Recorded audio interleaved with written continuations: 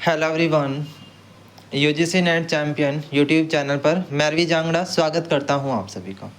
स्वागत है आपका आज के इस सेशन में।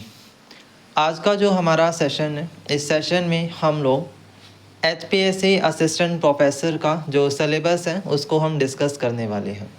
ठीक है, इसमें मैं आपको आपका जो है वो कॉमर्स, जिनका भी मतलब सेकंड पेपर कॉमर्स रहा है, उनका सिलेबस हम डिस्कस कर रहे हैं। और इसी के साथ मैं आपको थोड़ा सा एग्ज़ाम पैटर्न भी समझाऊंगा कि एग्ज़ाम का पैटर्न जो है वो इस पेपर का क्या रहेगा, किस तरीके से ये पेपर होने वाला है।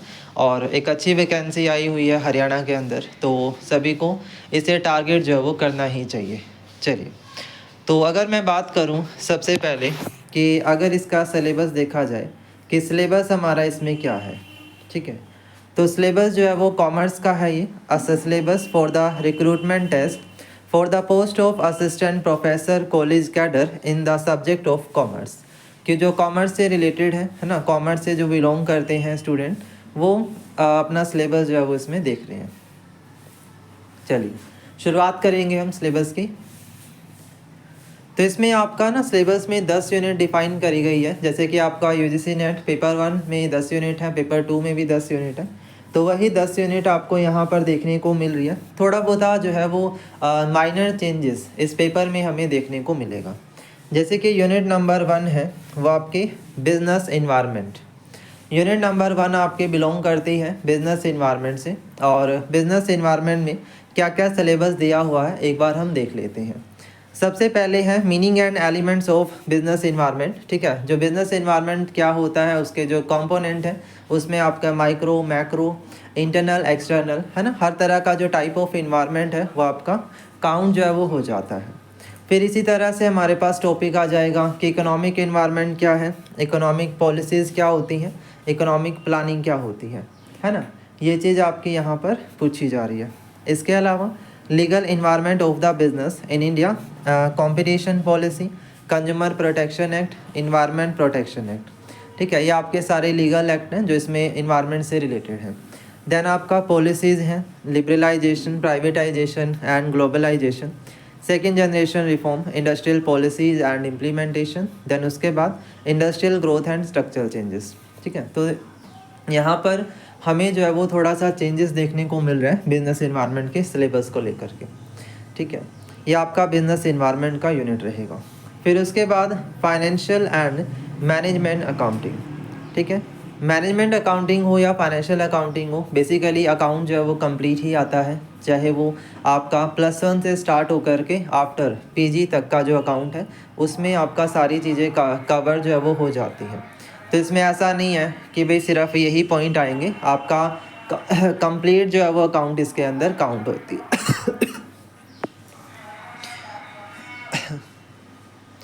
ठीक है ना, इसमें देखिए बेसिक अकाउंटिंग कॉन्सेप्ट है, कैपिटल एंड रेवेन्यू। देन उसके बाद फाइनेंशियल स्टेटमेंट्स आती हैं, पार्टनरशिप अकाउंट आएगा जिसमें आपका एडमिशन, रिटायरमेंट, डेथ, डिसोल्यूशन, ठीक है, ये सब आ जाएगा।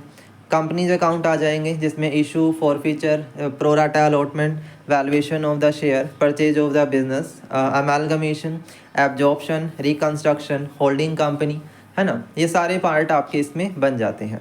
फिर उसके बाद आपका कॉस्ट एंड मैनेजमेंट अकाउंटिंग है जिसमें ratio analysis, fund flow analysis, cash flow analysis, marginal costing, break even, standard costing, budgetary control, है ना, costing of the decision making या रिस्पॉन्सिबिलिटी अकाउंटिंग। ये जो एडवांस टाइप ऑफ अकाउंटिंग है वो इसमें आपको देखने को मिल रही है।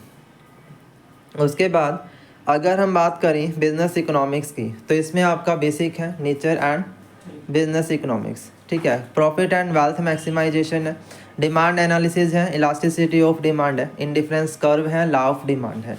ठीक है, देन उसके बाद यूटिलिटी आ जाएगा, लॉ ऑफ रिटर्न है, लॉ ऑफ वेरिएबल प्रपोर्शन है। मतलब जो आपके माइक्रो इकोनॉमिक्स के टॉपिक होते हैं वही चीज़ें आपकी इसमें दी गई हैं। cost revenue, price determination in the market situation like perfect competition, monopolistic competition, monopoly, price discrimination, oligopoly, pricing strategy, है ना। तो ये सारे अलग अलग जो है यूनिट्स आपके इसमें दिए गए हैं। फिर आपका यूनिट नंबर 4 है that is business statistics and data processing. इसमें आपका ये सिलेबस दिया हुआ है, data type, data collection, analysis, sampling, need, errors, method of sampling, normal distribution hypothesis है, ठीक है।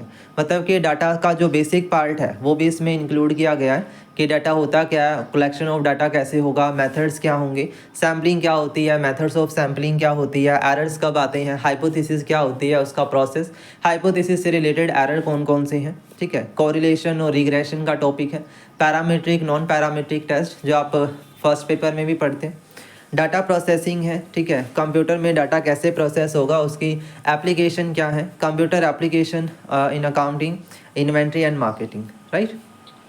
उसके बाद यूनिट नंबर 5 आपकी आएगी जिसमें बिजनेस मैनेजमेंट का कॉन्सेप्ट है, जहाँ पर हम प्लानिंग प्रिंसिपल्स की बात करेंगे मैनेजमेंट के, फिर उसके फंक्शन आ जाएंगे, planning, organising, staffing, directing, controlling, ठीक है। प्लानिंग में आपका प्रोसेस हो गया, उसकी लिमिटेशंस हो गई, टाइप्स ऑफ प्लान हो गया, है ना, या प्लानिंग से रिलेटेड जो सिनारियोज हैं, टाइप्स ऑफ प्लान होते हैं, वो सारे इसमें दिए गए हैं। ऑर्गेनाइजिंग में आपके स्ट्रक्चर इंपॉर्टेंट हो जाते हैं, फॉर्मल इनफॉर्मल ऑर्गेनाइजेशन का, क्लाइमेट एंड कल्चर, ठीक है। प्रोसेस ऑफ ऑर्गेनाइजिंग क्या होता है, उसमें आपका डेलीगेशन ऑफ अथॉरिटी, एक आपका डिसेंट्रलाइजेशन, है ना, ये 2-3 टॉपिक हैं, काफ़ी मेन है। देन स्टाफिंग का टॉपिक है, स्टाफिंग में आपका वही प्रोसेस कि भाई रिक्रूटमेंट कैसे होगी, उसके सोर्सेज क्या हैं। अगर हम बात करें ट्रेनिंग एंड मेथड, ट्रेनिंग के मेथड कौन से हैं, डेवलपमेंट के मेथड कौन से हैं, ट्रेनिंग और डेवलपमेंट इन दोनों में डिफरेंस क्या है ना। इस तरीके से आपका सिलेबस बन जाता है, ठीक है। देन उसके बाद मार्केटिंग मैनेजमेंट है जिसमें evolution of marketing, concept of marketing, marketing mix, marketing environment, consumer behaviour, market segmentation, product decision, pricing, distribution, promotion, marketing planning, ठीक है। तो ओवरऑल जो है वो मार्केटिंग का कंप्लीट कॉन्सेप्ट इसमें आपको देखने को मिलने वाला है, ठीक है। अगर मैं मोटा मोटा सा देखूं, अगर आपका सेकंड पेपर स्ट्रॉन्ग है ना, यूजीसी नेट का जो सेकंड पेपर है, वही चीज़ें आपको यहाँ पर भी देखने को मिल रही है, ठीक है। थोड़ा बहुत जो है वो चेंजेस हमें देखने को मिले हैं, पूरा कंप्लीट तो सेम नहीं है, लेकिन कुछ कुछ चेंजेस हैं आपके, वो आपको दिख रहे हैं, ठीक है। फाइनेंशियल मैनेजमेंट है जिसमें capital structure, financial leverage, operating leverage है, कॉस्ट ऑफ कैपिटल है, कैपिटल बजटिंग है, वर्किंग कैपिटल है और डिविडेंड है, ठीक है।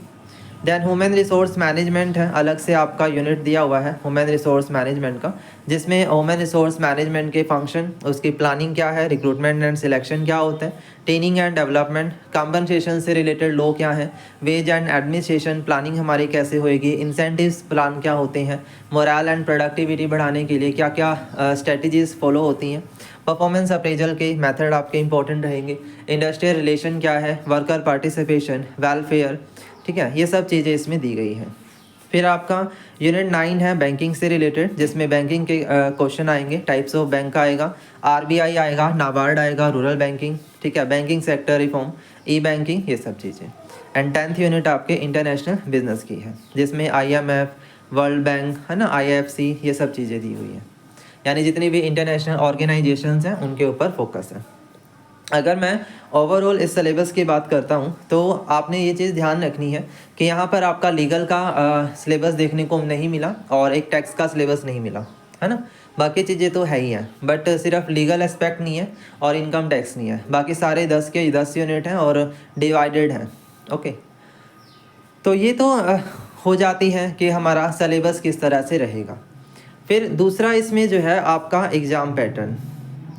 एग्ज़ाम पैटर्न में हम अगर बात करते हैं तो आपके 2 पेपर हैं, फर्स्ट पेपर और सेकंड पेपर। जो फर्स्ट पेपर रहेगा वो कंप्लीट आपका ऑब्जेक्टिव रहेगा, यानी MCQ बेस्ड होगा, ठीक है, और 1/4 की इसमें नेगेटिव मार्किंग है। जो सेकंड पेपर है वो कंप्लीट आपका सब्जेक्टिव रहेगा, डिस्क्रिप्टिव होता है, जिसमें आपको जो है वो क्वेश्चंस मिलेंगे डिस्क्राइब करने के लिए और वो आपको करने होंगे, है ना। एंड थर्ड जो है वो आपका इंटरव्यू का रहता है, इंटरव्यू के अंदर आपको जो है वो पैनल इंटरव्यू होगा, ठीक है, पैनल इंटरव्यू होंगे और उसके बेसिस पर फाइनल डिसीजन होंगे। तो ये आपका ओवरऑल जो है वो एग्ज़ाम पैटर्न इस पेपर का रहेगा। उम्मीद करता हूँ कि सिलेबस आपको समझ में आया होगा, ठीक है। 1 बाय 1 करके हम कोशिश करेंगे कि भाई इन यूनिट्स को यूट्यूब पर हम करने की कोशिश करेंगे, ठीक है। तो अगर चैनल पर फर्स्ट टाइम आए हैं, चैनल सब्सक्राइब कर लीजिएगा और अपनी जर्नी को और स्ट्रॉन्ग बनाने के लिए चैनल के साथ जुड़ जाइए, ठीक है। सोशल मीडिया लिंक आपको मिल जाएंगे डिस्क्रिप्शन बॉक्स से, वहाँ से आप ज्वाइन कर लीजिएगा, ठीक है। Thank you so much.